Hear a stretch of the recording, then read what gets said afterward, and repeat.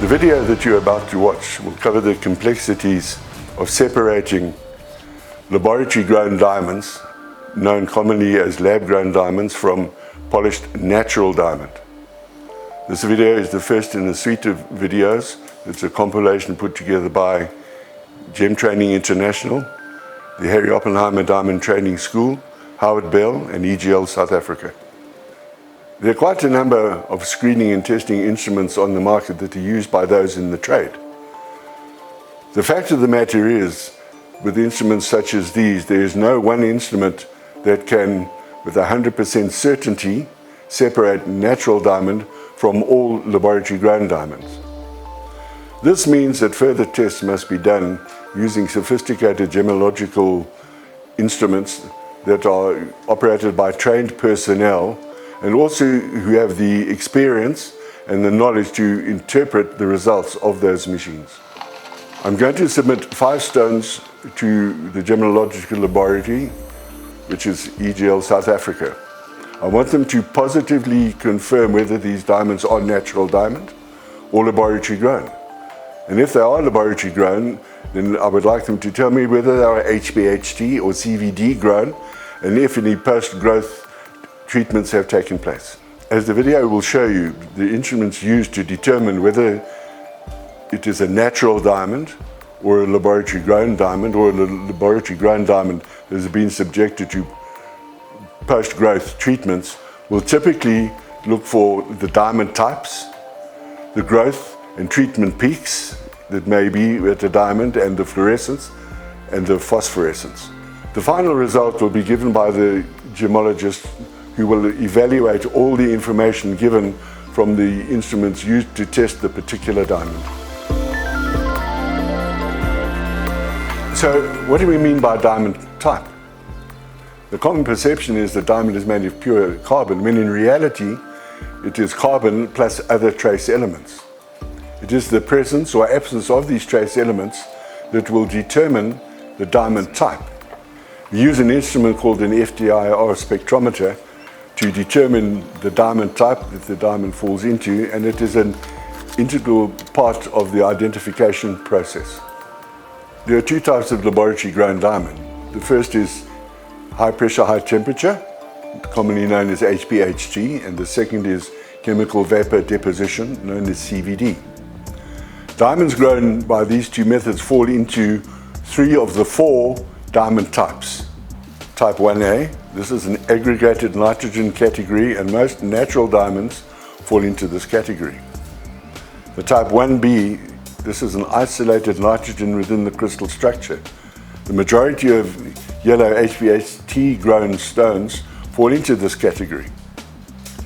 The type 2A, this is the purest form of diamond and is relatively free of trace elements. Most CVD diamonds fall into this category, but some HPHT grown stones can also fall into this category. The type 2B, natural diamonds in this category are commonly blue and grey and are electrically conductive due to the boron element. But these can be grown by HPHT and CVD methods by including boron in the growth chamber.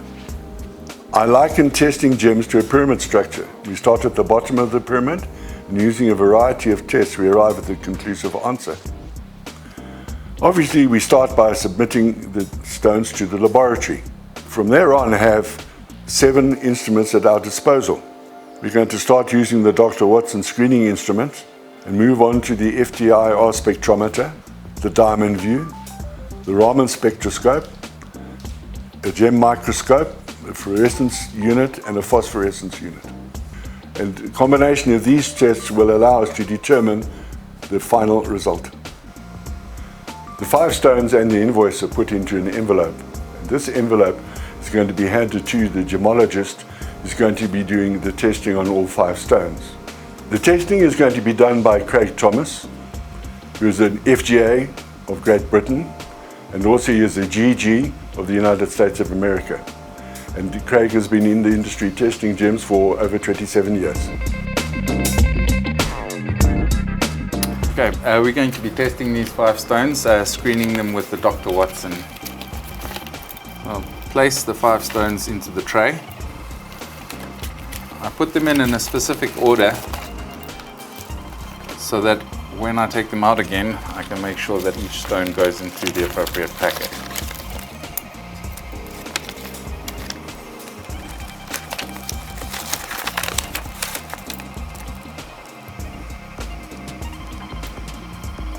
The Dr. Watson uses high-powered ultraviolet light and sophisticated software to determine whether the diamonds are natural or synthetic.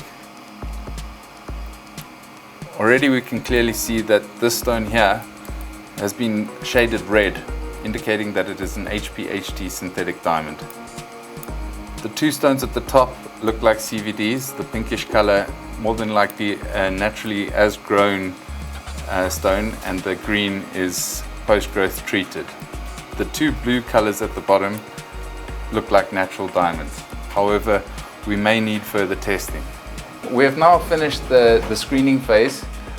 We have our suspicions about these stones. However, we will be moving to the Fourier transform infrared spectrometer to confirm which diamond type they belong to and confirm our suspicions about these stones. We're now going to use the Fourier transform infrared spectrometer to determine the diamond type of our 5 stones and confirm our suspicions after using the Dr. Watson.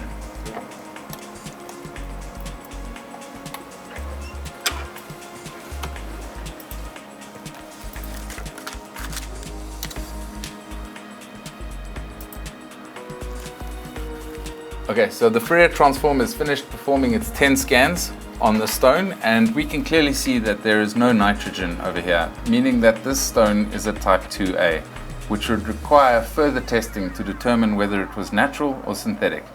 However, we do remember from the Dr. Watson that this stone was one of the blue stones, which would indicate natural, so we would be suspecting natural. Our second stone has now been scanned. It was the small round stone, which was also blue on Dr. Watson. Now we can clearly see that it contains a lot of nitrogen, meaning that it is type 1A and natural. This stone is now done and can go through to the lab for grading. This was our third stone, which showed up red on the Dr. Watson, indicating that it was an HPHT. We can now see that there is no nitrogen present, meaning that it is type 2A. Also confirming its synthetic origin. However, we will put it on the diamond view just to confirm that it was in fact HPHT grown.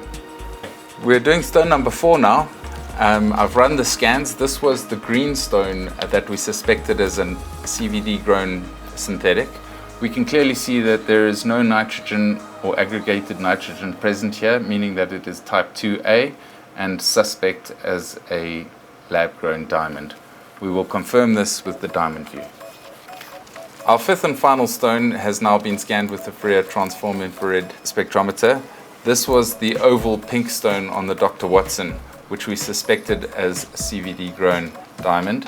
We can clearly see no nitrogen present, which would confirm that this stone is suspect of being laboratory grown.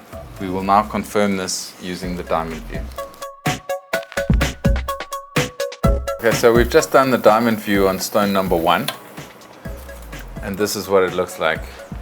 You can clearly see these web-like structures along with this blue fluorescent color on the diamond view. These are good indications that this is a natural type 2A. So we're now going to do stone number 2, which was the other stone that we suspected of being natural. And we confirmed this with the FTIR because it is a type 1A, which is not synthesized. So we know that this is a natural stone. However, we're still going to use the diamond view just to identify the natural structures so that when we do the synthetics, we are able to contrast the natural structures with the synthetic ones. You can clearly see the bright blue color, which is not a color that we see often in a synthetic diamond. We've scanned stone number 3. This was the stone which we saw on Doc Watson, which glowed red. We confirmed that it was a type 2A on the Fourier transform infrared, And here we can clearly see that this is an HPHT grown synthetic. We have this hourglass shape here in black, along with this green, bluish green fluorescence in the diamond view. When we excite the stone using high-powered ultraviolet light, we see that the stone phosphoresces strongly. This is the feature which is responsible for it glowing red on the Dr. Watson. We've now looked at stone number 4 on the diamond view. This was the stone that was greenish on Dr. Watson. On the Fourier transform infrared, it had no nitrogen, showing it was a type 2A. And here we can clearly see that this stone is a CVD grown synthetic. You can see this layer of dark material over here, showing the layered growth.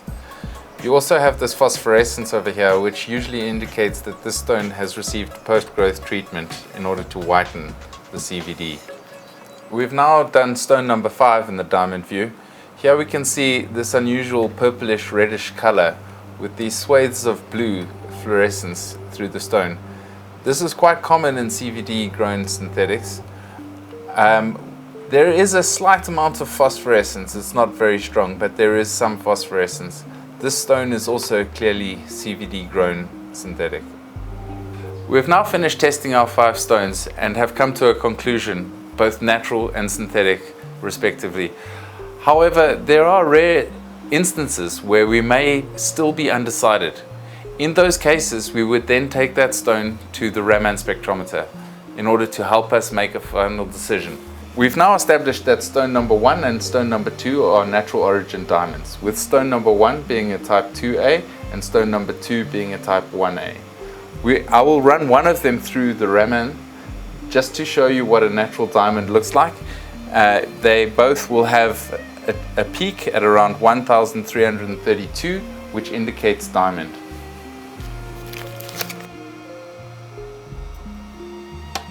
As we can see now, here is the 1332 peak that indicates diamond, not natural or synthetic, just diamond.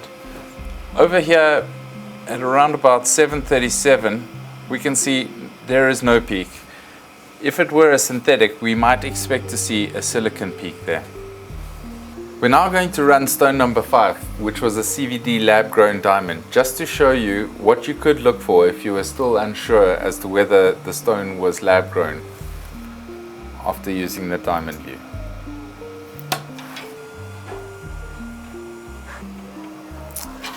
Here we can clearly see there is a 737 peak which is associated with silicon, which, although possible in natural diamond, is exceptionally rare. The presence of this peak almost definitely tells us that this stone is a CVD lab-grown diamond. So there we have it. The ongoing complexities of determining whether a diamond is natural diamond or laboratory grown requires the use of sophisticated gemological instruments that are operated by skilled, trained staff who have the experience to understand the results given by the various instruments that will give us a positive outcome as to whether the diamond is natural or laboratory grown.